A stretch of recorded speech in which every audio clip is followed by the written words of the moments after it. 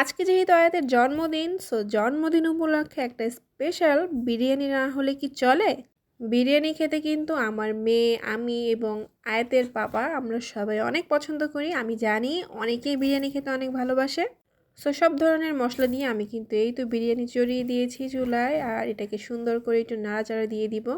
এই বিরিয়ানি রান্নার রেসিপিটা কিন্তু আমি চ্যানেলে আপলোড করে দিব। তোমাদের যদি ভালো লাগে তোমরা অবশ্যই দেখে নিও। একদম ঘরে থাকা মশলা দিয়েই কিন্তু তোমরা এই বিরিয়ানি রান্না করে ফেলতে পারবে। খুবই ইজি একটা প্রসেস। তো যাই হোক, আজকে আমরা সারাদিন কি করব, কিভাবে জন্মদিনটা সেলিব্রেট করব সেটাই তোমাদের আজকের ভিডিওতে দেখাবো। আশা করি তোমাদের আজকের ভিডিওটা অনেক ভালো লাগবে। তো এই তো বিরিয়ানি রান্না দিয়ে আজকে আমি ভিডিওটা শুরু করলাম। তো আমার বিরিয়ানির মাংসটা কিন্তু দেখো কষানো হয়ে গিয়েছে। তারপরে আমি এর মধ্যে চাল দিয়ে সুন্দর করে এটাকে দমে বসিয়ে দিব। দেখতে কিন্তু খুবই লোভনীয় লাগছে, তাই না বন্ধুরা? তো যাই হোক, দেখতে দেখতে রান্নাও হয়ে গিয়েছে, আর আমি কয়েকটা কাবাব ভেজে নিয়েছিলাম। আর তেমন কিছুই না, আমি একটু সালাদ কেটে নিয়েছি। তো দুপুরে আমরা এখন খাওয়া দাওয়া করব। আজকের বিরিয়ানিটা খেয়ে আয়াতের পাপা, আয়াত সবাই এত প্রশংসা করেছে, সত্যি আমার অনেক ভালো লেগেছে। আমার কষ্টটা সার্থক অ্যাট লিস্ট। তো খাওয়া দাওয়া করে কিন্তু আমি সন্ধ্যার দিকে কিচেনে চলে এসেছি। আমি এখানে অল্প কিছু চিকেন ম্যারিনেশন করে রাখবো, যেহেতু আমি চিকেন ফ্রাই করব আজকে। চিকেন ফ্রাই ম্যারিনেশনে আমি তেমন কিছুই দেই নেই, একটু আদা আদা বাটা, রসুন বাটা, মরিচের গুঁড়া, লবণ, সয়া সস। সো এইগুলো দিয়ে আমি একদম ম্যারিনেট করে রাখবো। আমার লেবু ছিল না, এই জন্য আমি লেবু দিইনি, নর্মালি লেবুও দেই আমি। সো ম্যারিনেট হতে থাক, আর এইদিকে আমি ফ্রেঞ্চ ফ্রাই ভেজে নিচ্ছি। আমার মেয়ে ফ্রেঞ্চ ফ্রাইও খুবই পছন্দ করে। আজকে আমি টোটালি আয়াত যা যা খেতে পছন্দ করে আমি তাই রান্না করব। সো এইদিকে আমার এই যে চিকেনটার মধ্যে আমি একটু বেসন আর একটু কি বলে এটাকে, একটু লবণ দিয়ে আবার একটু মেখে রেখেছি। আর অল্প কিছু কাবাব ভাজবো, আর হচ্ছে পাস্তা রান্না করব।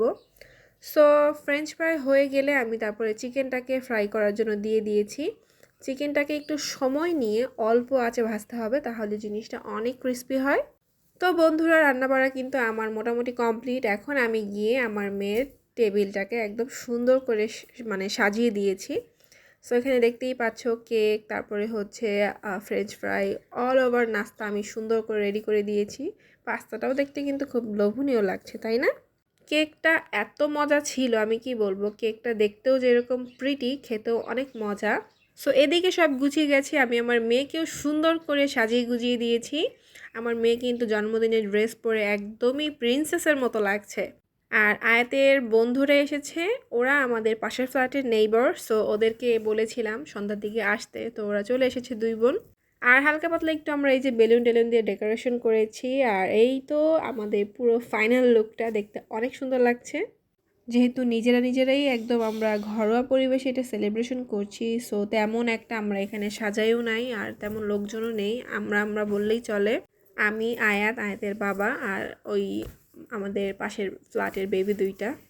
তো আয়াত আবার ক্যান্ডেল দেওয়ার জন্য অনেক কান্নাকাটি করতেছিল, তো আমি আবার এখানে কয়েকটা ক্যান্ডেল দিয়ে দিয়েছি মানে কেকের উপরে।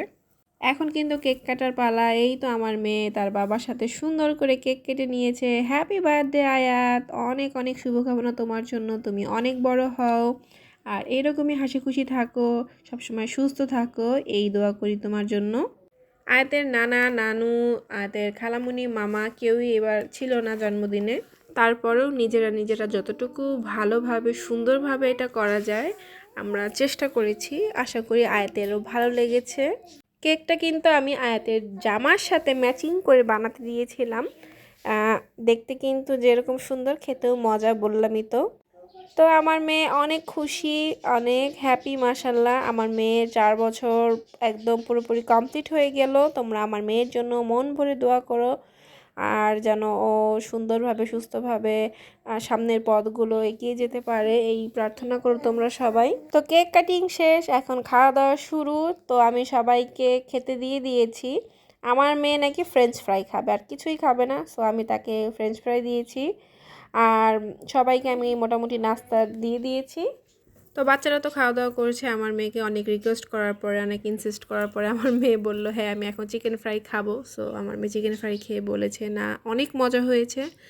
সো এটা শুনে আমার অনেক ভালো লাগছে। তারপরে খাওয়া দাওয়া করে এইখানে আমার মেয়ে একটু নাচানাচি করতেছে। এইটা তো আমার মেয়ের খুবই পছন্দ, নাচো নাচো না করলে আমার মেয়ের তো ভালোই লাগে না। আয়াত আমাদের সবাইকে সুন্দর করে নেচে দেখিয়েছে, আমাদের খুবই ভালো লেগেছে আয়াতের নাচ। সো বন্ধুরা, তোমাদের যদি আজকের ভিডিওটা ভালো লেগে থাকে অবশ্যই লাইক ফলো করে দিও কিন্তু, ঠিক আছে? ঠিক আছে। হ্যাঁ ঠিক আছে, লাইক ফলো করে দিও। ধন্যবাদ বলো। ধন্যবাদ।